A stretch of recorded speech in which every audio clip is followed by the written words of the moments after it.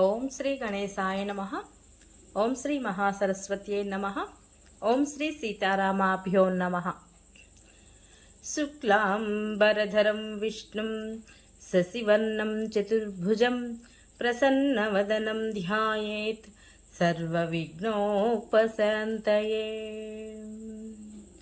ఆపదాముపహర్తారం ధాతారం సర్వసంపదాం లోకాభిరామం శ్రీరామం భూయో భూయో నమామ్యహం.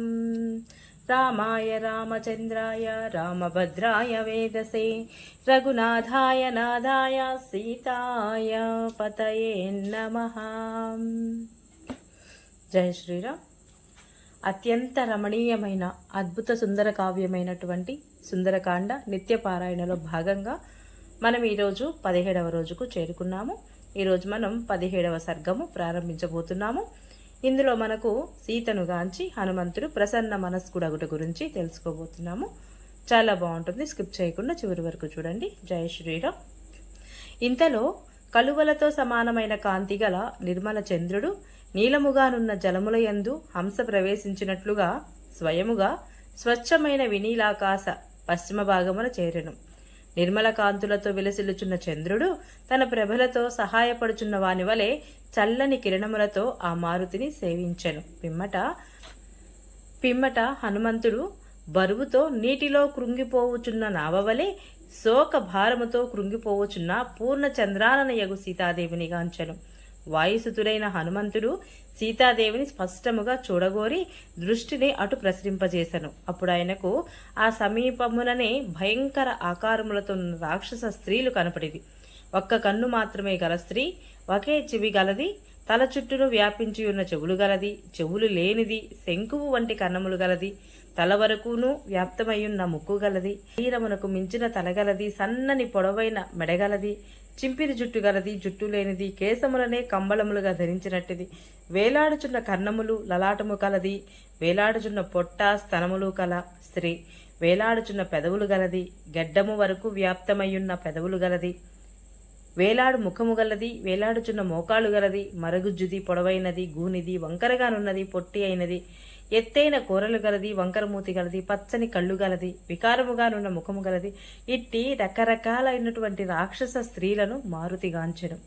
వికారముగానున్నవారు, పచ్చని శరీరములు గలవారు, నల్లని వారు, కోప స్వభావులు, కలహప్రియులు, నల్లని పెద్ద ఇనుప శూలములను, కూటములను, గుదియలను ధరించినవారు, పందులు, లేళ్లు, పెద్ద పులులు, గేదెలు, మేకలు, వక్కలు, వీటి ముఖములు వంటి ముఖములు గలవారు, ఏనుగులు, ఒంటెలు, గుర్రములు వంటివారు, వీటి పాదములు వంటి పాదములు గలవారు, కుదించుకొని పోయి శిరస్సును గలవారు, ఒంటి చేయి గలవారును, ఒంటి పాదము గలవారు, గాడిద చెవులున్నవారు, గుర్రము చెవులున్నవారు, ఆవు చెవులున్నవారు, ఏనుగు చెవులవారు, కోతి చెవులవారు, ముక్కులు లేనివారు, పెద్ద ముక్కులు గలవారు, రకరకాలుగా అడ్డముక్కులు గలవారు, వంకర ముక్కులు గలవారు,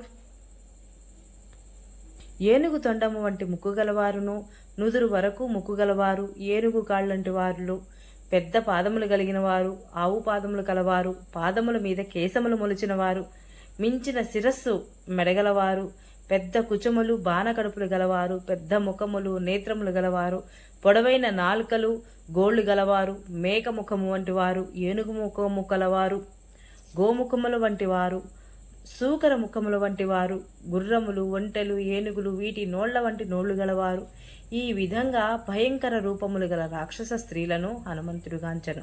శూలములను, ఇనుప గుదియలను చేతబట్టి ఉన్నవారు, కోపముఖములు కలవారు, కలహప్రియులు, కూరలు గలవారు, పొగబారిన నల్ల జుట్టు గలవారు, వికారముగానున్న ముఖములు గలవారు అయిన రాక్షస స్త్రీ గణములను అతడు చూచెను.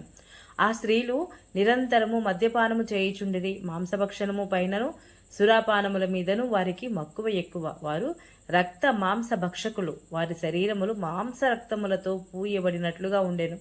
చూచని వారికి గగురుపాటు కలిగించుచు అతి భయంకర రాక్షస స్త్రీలను ఆ కపివరుడుగాంచెను. ఆ రాక్షస స్త్రీల పెద్ద స్కందములు గల వృక్షము చుట్టూను కూర్చుని ఉండేవి.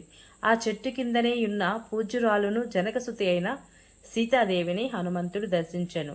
ఆ జానకిని దర్శించుట వలన అతడు మహానందభరితుడాయెను, దివ్య తేజో విలసితుడాయెను. శోక సంతప్త ఎగుట వలన ఆమె వన్నె తరిగిపోయి ఉండెను. ఆమె కేశములన్నీయు ధూళితో నిండి ఉండెను.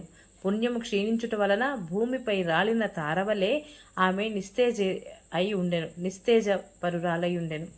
పతివ్రతా ధర్మములను పాటించుచు ఉత్తమ శీల సంపన్నయే అయ్యున్నను భర్తృదర్శన భాగ్యము లేకపోవుటచే ఆమె దీనురాలయ్యుండెను. శ్రేష్టములైన ఆభరణములను ధరింపకున్నను ఆమెకు పతి ప్రేమయే ఏకైక భూషణమాయెను. రావణుచే అపహృతయై ఆత్మీయులకు అంటే రామలక్ష్మణులకు దూరమై ఒంటరిగానున్న సీతాదేవి సింహముచే అడ్డగించబడి తోడి గజ యూధములకు దూరమైన ఏకాకిగా చిక్కుల పాలైన ఆడు ఏనుగు వలె ఉండెను. ఆమె వర్షాకాలాంతమునందు శరత్కాల మేఘములచే కప్పబడిన చంద్రరేఖ వలె ఒప్పుచుండెను. ఉద్వర్తనాది అంటే నలుగుబెట్టుట సంస్కారములు లేనందున ఆమె రూపము తీగలను సరిచేయని వీణవలే శోభాహీనమై ఉండెను. ఆమె రాక్షస స్త్రీల మధ్యనున్నను కూడా ఆమె మనస్సు శ్రీరాముని యందే లగ్నమై ఉండుట వలన వారి మాటలు ఆమె చెవికి ఎక్కుటలేదు. అశోకవన మధ్యమనున్న ఆమె శోకసాగరమున మునిగియుండెను. అచట రాక్షస స్త్రీలచే పరివృతమై క్రూర గ్రహములచే చుట్టబడిన రోహిణి వలెను పుష్పములు లేని లతవలెను నిస్తేజమయ్యున్న సీతాదేవిని ఆ మారుతిగాంచెను. ఆమె శరీరము మలినముతో కూడి శోభావిహీనమయ్యున్నను సహజ లావణ్య ప్రభావమున బురదతో నిండిన తామరతూడు వలె తేజరిల్లుచుండెను. నలిగి మలినమైన వస్త్రములను దాల్చినదై లేడి పిల్లవలే బిత్తర చూపులు గల ఆ సీతాదేవిని ఆ వానరోత్తముడు వీక్షించెను. రాక్షస స్త్రీల మధ్య దీనవదనయ్యున్నను ఆమె తన భర్త అయిన శ్రీరాముని పరాక్రమమును బాగుగా ఎరిగినది అగుట వలన ధైర్యముతో ఎవరికిని తలవంచనిదయుండెను. చక్కని నేత్ర సౌందర్యము గల సీతాదేవిని ఆమె శీలమే రక్షించుచుండెను. మనోహరములైన చూపులతో ఒప్పుచు భయముతో అటూ నిటూ చూచుచున్న ఆడు లేడి వలె ఉన్న ఆ సీతాదేవిని హనుమంతుడు తిలకించెను. ఆమె తన వేడి నిట్టూర్పులచే చిగుళ్లు దొరికిన వృక్షములను కాల్చివేయుచున్నట్లుగా శోకముల రాశి వలెను ఎగిసిపడుచున్న దుఃఖ తరంగముల వలెను ఒప్పుచుండెను. ఆభరణములు లేకున్నాను చక్కని అవయవ సౌష్ఠవముతో శోభిల్లుచున్న క్షమామూర్తి అయిన సీతామాతను చూచి మారుతి మిక్కిలి సంతసించెను. అందమైన కనులు గల సీతాదేవిని చూచుట తోడనే ఆ హనుమంతుని నేత్రముల నుండి ఆనందాశ్రువులు స్రవించెను. పిమ్మట ఆంజనేయుడు రాముడిని స్మరించి ఆయనకు అంజలి ఘటించెను. సీతా దర్శనముతో ఆనందభరితుడైన రామ లక్ష్మణులకు నమస్కరించి ఆ మహావీరుడు ఆకుల చాటున దాగికొని ఉండెను. వాల్మీకి మహర్షి విరచితమై ఆది కావ్యమైన శ్రీమద్ రామాయణమునందలి సుందరకాండమునందు 17వ సర్గము సమాప్తము. జై శ్రీరామ్. ఈరోజు పారాయణ ఇంతటితో సమాప్తం. ఈ వీడియో మీకు నచ్చినట్లయితే please subscribe my channel, like, share, comment please. Thank you.